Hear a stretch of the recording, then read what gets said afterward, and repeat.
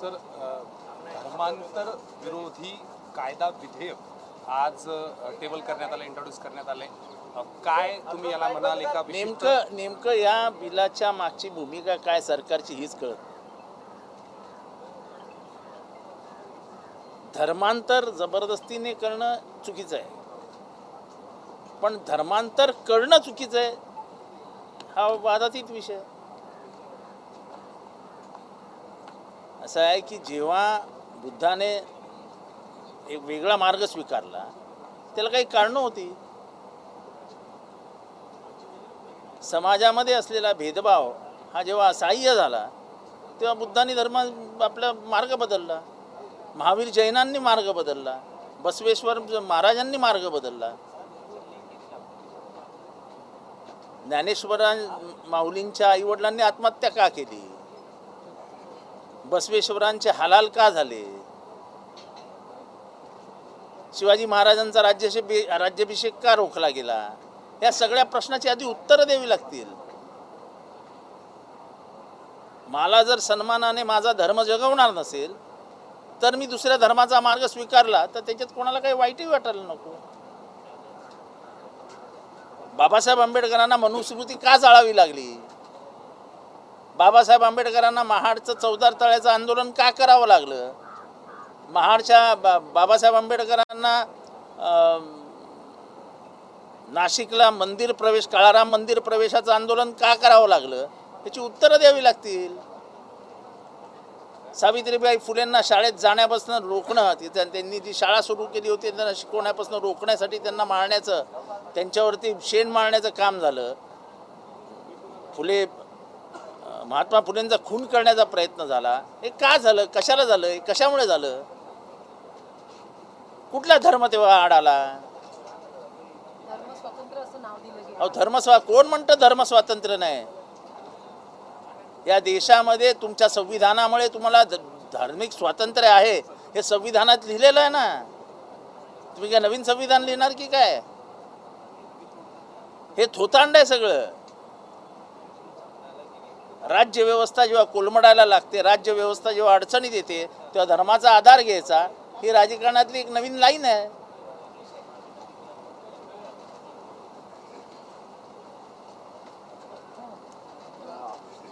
मंत्र्यांचं असं म्हणणं आहे, त्यांनी बिल इंट्रोड्यूस केलं आहे, ते म्हणतात की अनेक वेळा धर्मांतर हे होणं अनेक ठिकाणी जबरदस्ती होतं. असं जबरदस्तीने धर्मांतर होत असेल तर त्याला आमचाही विरोध आहे. पण धर्मांतर हेच स्वातंत्र्य आहे. अरे उद्या तुम्ही बुद्धाच्या धर्म स्वातंत्र्यावरती आक्षेप घ्याल, बसवेश्वर अण्णांनी केलेला धर्म म्हणजे जो धार्मिक विरोध होता त्याला विरोध कराल.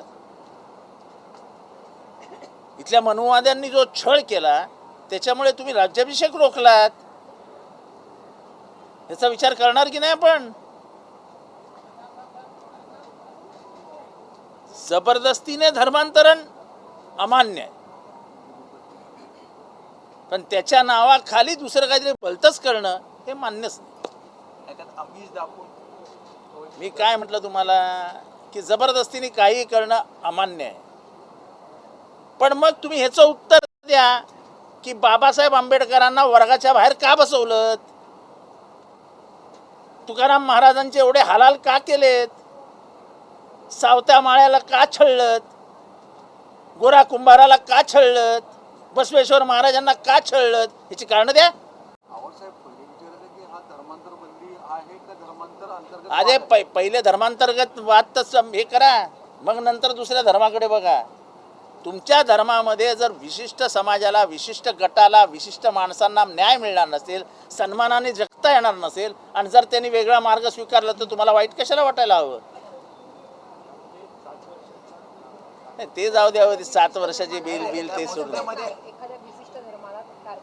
ह्याच्यात विशिष्ट तुमची धर्मव्यवस्था सुधारवा ना. तुमचा जो धार्मिक, तुम्ही जो स्वतःच्या भोवती पगडा घालून घेतला तो सुधारवा. आजही स्त्री पुरुषांमधला वाद काही कमी आहे का आपल्याकडे? स्त्रीला म्हणावं तेवढं स्वातंत्र्य दिलं जातं का? नाही दिलं जात. मग त्या विरोधात कधी बोलणार की नाही आपण की नुसतं धर्मस्वातंत्र्य म्हणत दुसऱ्या धर्मांना पार जेरी सांडण्याचं काम करायचं, हे कुठली पद्धत आहे? मला जो धर्म आवडला तो मी स्वीकारला, बुद्धाला जे आवडलं ते बुद्धाने मार्ग स्वीकारला, महावीर जैनांना जे आवडलं ते महावीर जैनांनी स्वीकारलं. लिंगायत समाजाच्या अनेक लोकांचं म्हणणं आहे की लिंगायत समाजाला वेगळा धर्म म्हणून जाहीर करा.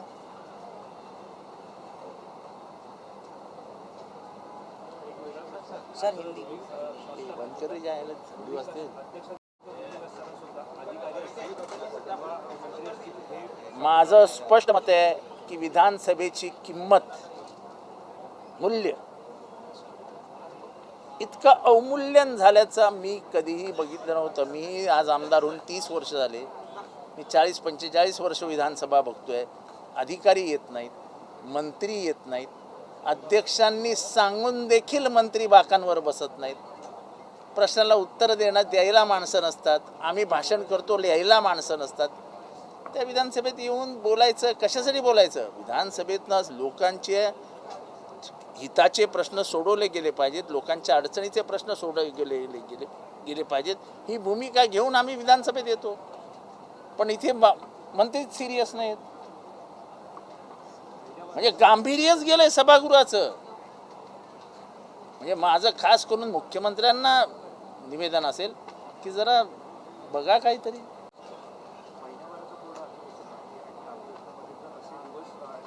हे फक्त दिवस ढकलण्याची कामं चालू आहेत. पाशवी बहुमताच्या जोरावरती लोकशाहीवरचा पाशवी बलात्कार कसा असतो हा जर बघायचा असेल तर आजची विधानसभा बघ.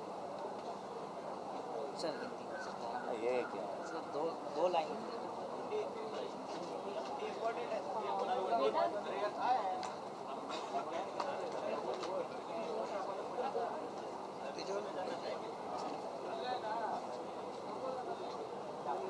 बढ़ते लव जिहाद के मामले को लेकर आज महाराष्ट्र देखो, लव जिहाद ये एक वजह है.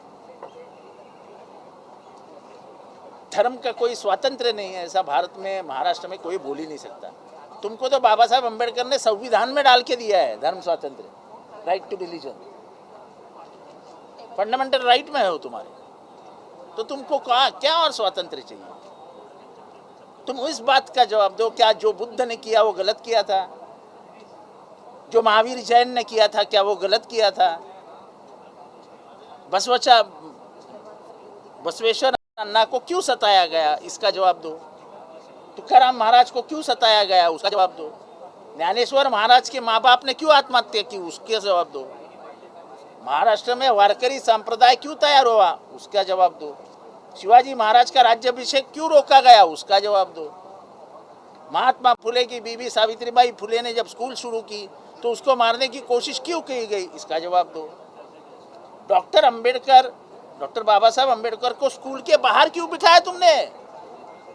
जिस आदमी ने संविधान दिया इस देश को, कोलंबिया यूनिवर्सिटी कहती है आज भी कि ऐसा बुद्धिमान विद्यार्थी कभी हमारे यूनिवर्सिटी में आया ही नहीं.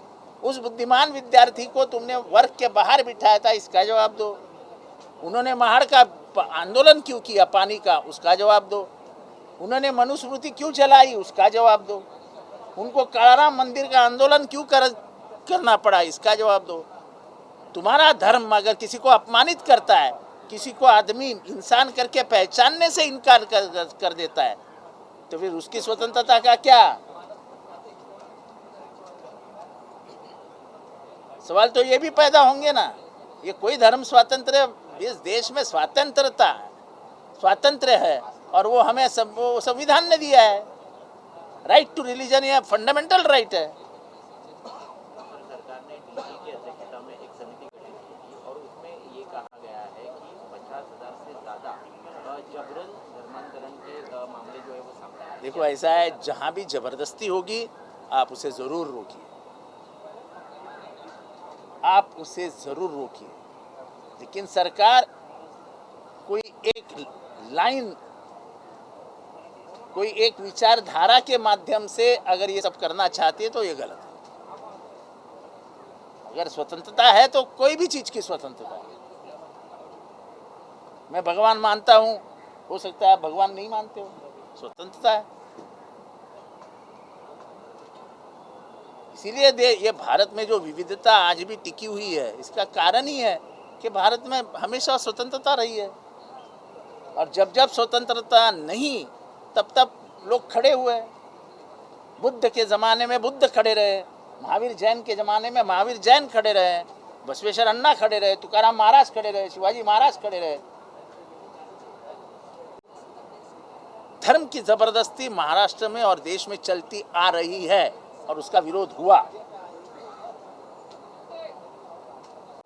सत्ता पक्ष का ये कहना है कि जन सुराज्य कानून लाते वक्त भी विपक्ष ने ऐसे ही अड़ंगा डाला था। देखो, जन सुरक्षा कायदा लाया, उसका जो पहला टाइटल था वो टाइटल ही गलत था, तो हमने पहले तो टाइटल बदल के लिए और एक विशिष्ट नक्सलवाद तक वो सीमित रखा। उनका जो इरादा था कि जो भी आंदोलन करेगा उसको डाल देंगे अंदर, उसको रोकने का पूरा प्रयास हमने किया और हम उसमें कामयाब रहे। इसका टाइटल बदलने की भी कोशिश आप मांग नहीं, अभी देखेंगे ना, पहले बिल तो आने दो। बिल तो आज इन्होंने इंट्रोड्यूस किया, इसके ऊपर चर्चा होगी, हम लोग बात करेंगे, इसके ऊपर बात करेंगे ना। अरे आपल्या घरातलं पहिलं, अपने घर के अंदर क्या चालू है वो पहला देखो ना, दुनिया के ऊपर नजर मत डालो। हजारों सालों से इस महाराष्ट्र में खास करके जो जाति व्यवस्था ने जो नंगा नाच किया है उसके बारे में क्यों नहीं बात करते हो? अरे डॉक्टर बाबा साहब अम्बेडकर को तुमने स्कूल में नहीं बैठने दिया है यार। स्कूल में जो कोलंबिया यूनिवर्सिटी कहती है कि इसके जैसा बुद्धिमान आदमी ये यूनिवर्सिटी में कभी आया ही नहीं, उस आदमी को तुमने स्कूल में नहीं बैठने दिया था। तुम लोगों को पानी नहीं पीने देते थे, तुम लोगों को मंदिर में नहीं जाने देते थे, और ऐसे लोगों की संख्या 90% थी जिनको इन सब से वंचित रखा था। आज तक जिस जाति से मैं आता हूँ, मुझे मालूम है उस जाति व्यवस्था में हमारे माँ को कैसे पूजा व्यवस्था से कैसे दूर रखते थे, जो हमने घर में आज देखा 20 साल पहले। आप कौन से धर्म और कौन से स्वतंत्रता की बात करते हो?